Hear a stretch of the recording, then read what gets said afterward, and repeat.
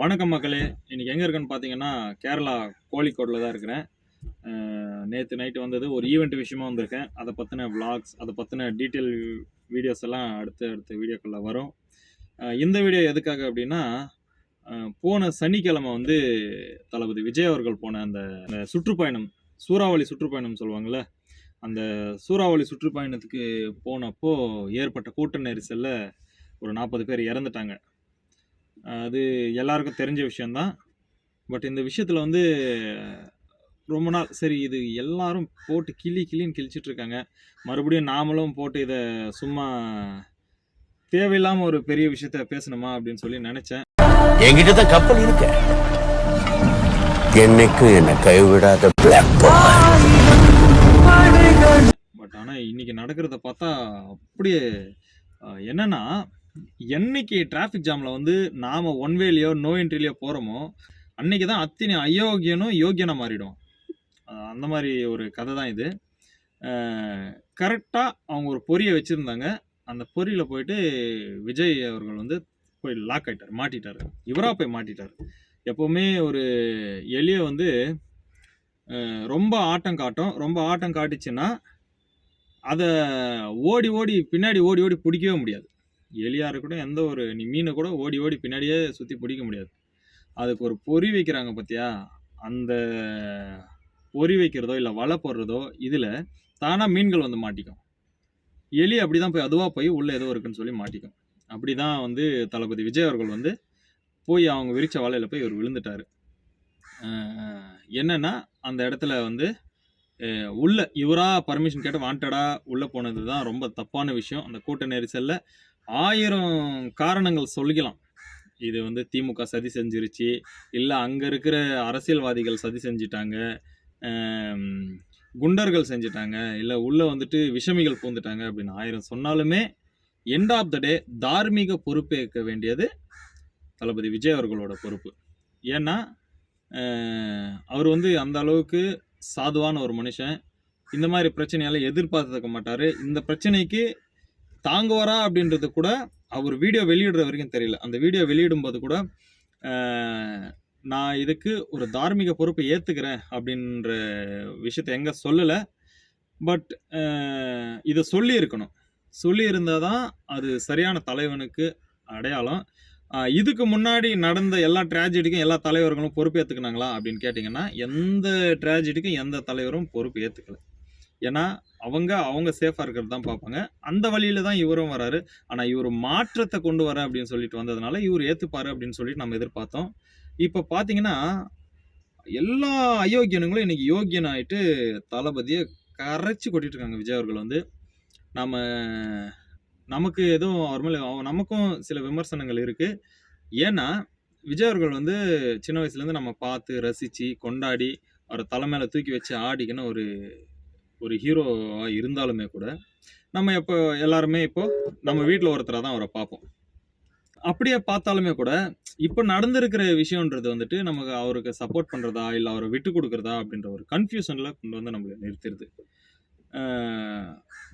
உண்மையை சொல்லணும் அப்படின்னு சொன்னால் கண்டிப்பாக இந்த விஷயத்தில் வந்து விஜய் அவர்களுக்கு எல்லாரும் சொல்கிற மாதிரி இவர் லேட்டாக போனது ஒரு பெரிய காரணமாக இருந்திருக்கு. லேட்டாக போகாமல் இருந்திருந்தால் இன்னும் கொஞ்சம் கம்மியாக சேர்ந்துருப்பாங்க கூட்டம். ஒன்று. செகண்டு, யார் மேலே பொதுவாக ஒருத்தர் மேலே மட்டும் இதில் தப்பு சொல்லவே முடியாது. ஏன்னா விஜய் அவர்கள் மேலே என்ன தப்பு இருக்குன்னா அவர் லேட்டாக போனது தப்பு. ஏன்னா எப்போவுமே அவரை பற்றி நம்ம மீடியாக்களில் கேள்விப்பட்டதாக இருக்கட்டும், மற்ற எங்கே கேள்விப்படுறதா இருக்கட்டும், விஜய் அவர்கள் ஷூட்டிங்க்கு முன்னாடி வித் மேக்கப் நேற்று எந்த இடத்துல எந்த கெட்டப்பில் இருந்தாரோ அந்த கண்டினியூட்டியோட வித் மேக்கப்பில் போய் ஷூட்டிங் ஸ்பாட்டில் இருப்பார் அப்படின்றத மீடியாக்களும் சொல்கிறாங்க, எல்லா ப்ரொடியூசரும் சொல்கிறாங்க. அவரோட டெடிக்கேஷன் தான் இந்த அளவுக்கு அவர் மேலே கொண்டு வந்திருக்கு, நம்பர் 1 பிளேஸ்க்கு கொண்டு வந்திருக்கு அப்படின்னு சொல்லிட்டு எல்லாரும் சொல்கிறாங்க. அப்படி போகிறவர் இந்த ஒரு பரப்புரைக்கு மட்டும் எதுக்காக லேட்டாக போனார் அப்படின்றது இன்ன வரைக்கும் தெரியவே இல்லை. அதுக்கான விளக்கமும் கொடுக்கல. அட்லீஸ்ட் நீங்கள் ரிலீஸ் பண்ண அந்த வீடியோவில் நான் ஏன் லேட்டாக வந்தேன் அப்படின்றதுக்கான விளக்கம் கொடுத்துருந்தா கூட பரவாயில்ல, அதையும் கொடுக்கல. இது இவங்க பக்கம் தப்பு. காவல்துறை பக்கம் என்ன தப்பு இருக்குது? நீங்கள் கர்ப்பிணி பெண்களை உள்ளே விட்டது தப்பு. கர்ப்பிணி பெண்களை ஏன் உள்ளே விடணும்? நம்ம வந்து குழந்தைங்க, கர்ப்பிணி பெண்கள எல்லாம் இங்க வந்தா கூட்ட நெரிசல் இருக்கு. ஏதோ ஒண்ணு அசம்பாவிதம் நடக்கும். ஏன்னா, அதுக்கு முன்னாடி அந்த இடத்த பார்க்காமலா இருந்திருப்பாங்க. ஏறக்குறைய ஒரு 25,000 பேர் இருந்திருப்பாங்கன்னு சொல்றாங்க. அட்லீஸ்ட் ஒரு 5,000 பேர் ஃபில்டர் ஆயிருக்க மாட்டாங்களா? ஒரு கர்ப்பிணி பெண்கள, குழந்தைங்களலாம் தடுத்து நிறுத்தி அந்த பேரிகார்ட் போட்டு ஒரு 5,000 பேர் ஃபில்டர் ஆயிருக்க மாட்டாங்களா? இது ஒரு பக்கம் இருக்கு. இது அவங்க பக்கம். இப்போ இந்த கவர்மெண்ட் சொல்றேன். இந்த கவர்மெண்ட் வந்து அ தொடர்ச்சியா விஜய் அவர்கள் வந்து இந்த கவர்மெண்ட்ட தான், அரசாங்கத்த தான் விமர்சிச்சுட்டு வர்றாரு. அதனால இவங்களுக்கு அவங்க மேல கோவம் இருக்கலாம். ஆனா, அந்த கோவம் இப்படி 40 உயிர பலி வாங்குற அளவுக்கு போகுமான்னு சொன்னா, அது நமக்கு தெரியாது. தெரியாத விஷயத்த நம்ம சொல்லக்கூடாது. ஆனா, இந்த அரசாங்கம் என்ன செஞ்சிருக்கணும், ப்ராப்பரான விஷயங்களுக்கு மட்டும் தான் நாங்க பர்மிஷன் குடுப்போம் அப்படின்னு சொல்லிட்டு, அந்த இடத்த மாத்தி குடுத்துருக்கணும். வேற இடத்துல குடுத்துருக்கணும். ஏன்னா, ஒரு கிரவுண்ட் குடுத்துருக்கணும். பெரிய கிரவுண்ட் குடுத்துருக்கணும். ஏன்னா, இவங்களே சொல்றாங்க, நீங்க வந்தா அந்த இடத்துல எடப்பாடி அவர்கள் வந்து பரப்புரை செஞ்சாங்கன்னா, அங்க கம்மியா கூட்டம் கூடும். ஆனா, நீங்க செஞ்சீங்கன்னா அதிகமா கூட்டம் கூடும். அப்படின்னு சொல்லிட்டு இவங்களே அவங்களுக்கு சொன்னதா, எச்சரித்ததா ஒரு தகவல் இருக்கு. அப்ப எச்சரிக்கும்போது ஸ்ட்ரிக்ட்டா இந்த இடத்த குடுக்க முடியாது. நீங்க என்னவாச்சும் சொல்லிக்கங்க அப்படின்னு சொல்லிட்டு வேற இடத்த குடுத்துருக்கலாம். அப்படி செஞ்சிருக்கலாம்.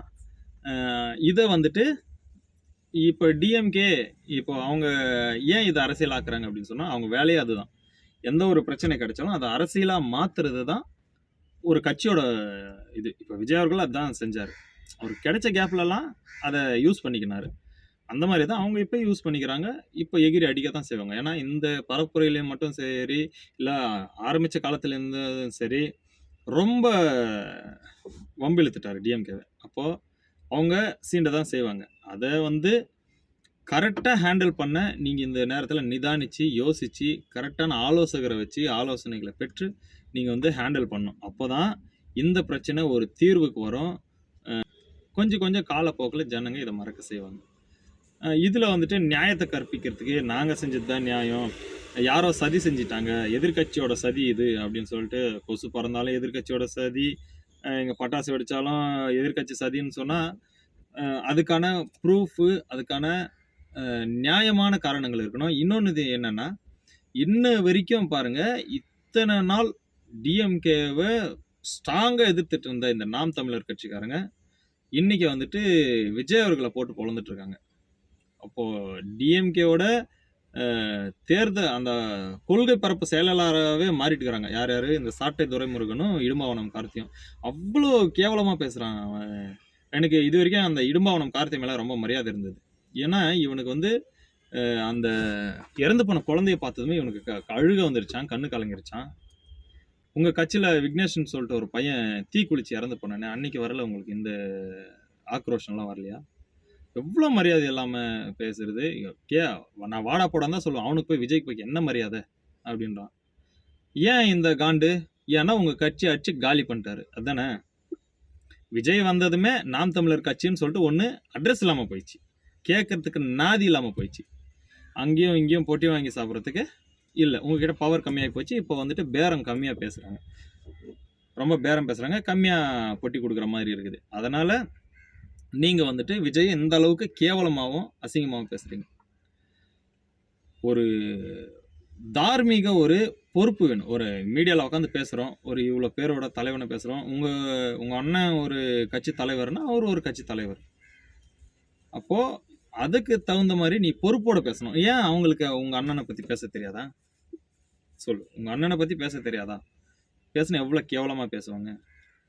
இதெல்லாம் புரிஞ்சுக்கின்னு பேசணும். அத விட்டுட்டு நீ வந்துட்டு நம்ம கட்சிய காலி பண்ணிட்டான், நம்மளோட வியாபாரத்த குறைச்சிட்டான் அப்படின்னு சொல்லிட்டு நீ அவன கேவலமா பேசுறது. இது ஒரு சாக்கு கிடைச்சிருச்சு திட்டுறதுக்கு அப்படின்னு சொல்லி திட்டுறது.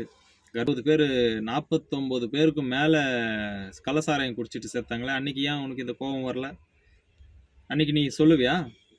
இதே இடும்பாவனம் கார்த்தி 50 பேரு கள்ளசாராயம் குடிச்சிட்டு செத்தப்போ, அப்போ வந்து சிஎம் அந்த மாதிரி கேட்டிருக்க முடியுமா? இல்ல திமுகல இருக்கிற யாரையாச்சும் அந்த மாதிரி கேட்டுற முடியுமா? ஏன்னா கேட்கறதுக்கு ஆள் இல்ல அப்படின்னு சொல்லிட்டு இஷ்டத்துக்கு வசனம் பேசுறது. எல்லாருமே ஒரு ட்ராஜடியில இருந்திருப்பாங்க. ஏன் அப்ப வரல அப்படின்னு சொன்னா, சரி வராரு. தார்மீக பொறுப்பேத்துட்டு வராரு. ஏற்கனவே இந்த பிரச்சனையில இருக்கு. யாரோ 4 பேர் வந்துட்டு காசு கொடுத்து செட்டப் பண்ணி அவருக்கு ஆகாதவங்க காசு கொடுத்து செட்டப் பண்ணி யாரோ ஒருத்தர் ஒரு தள்ளுமுள்ளு ஏற்பட்டு அடிச்சுட்டாங்க. ஒரு அவமானப்படுத்திட்டாங்க. என்ன நடக்கும்? நீ குடுப்பியா அதுக்கான ரெஸ்பான்சிபிலிட்டி? நீ எடுத்துக்குவியா? அங்க ஒரு சலசலப்பு ஏற்படும். அவங்க தாக்குவாங்க, இவங்க தாக்குவாங்க. ஒரு கலவரம் ஏற்படும். எவன் பார்ப்பான்? நாம் தமிழர் கட்சி வந்து பார்க்குமா?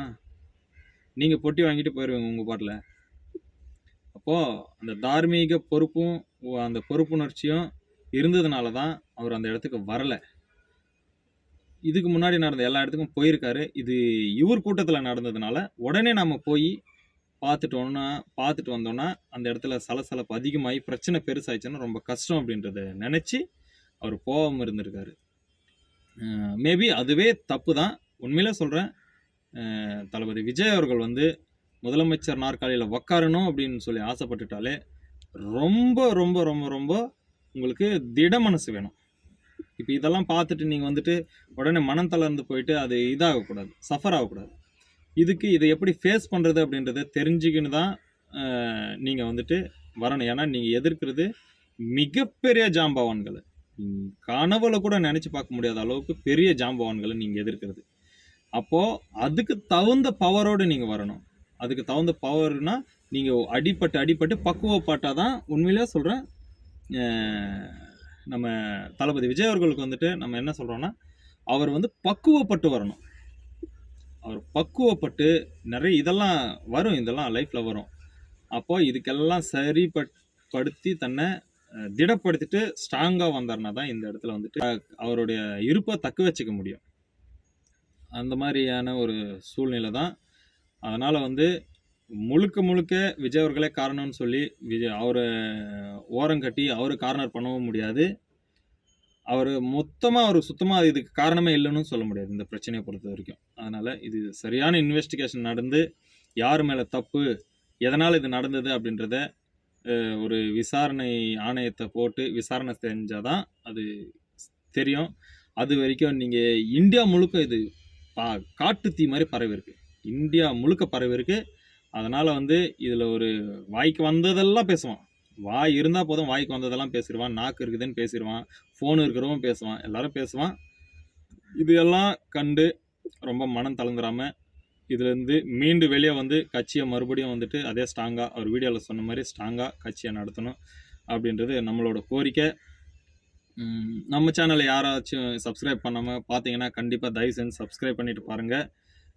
நம்ம சேனல் நிறைய விளாக்ஸும் வரும், பொலிட்டிக்கல் விஷயங்களும் நிறைய பேசுவோம்.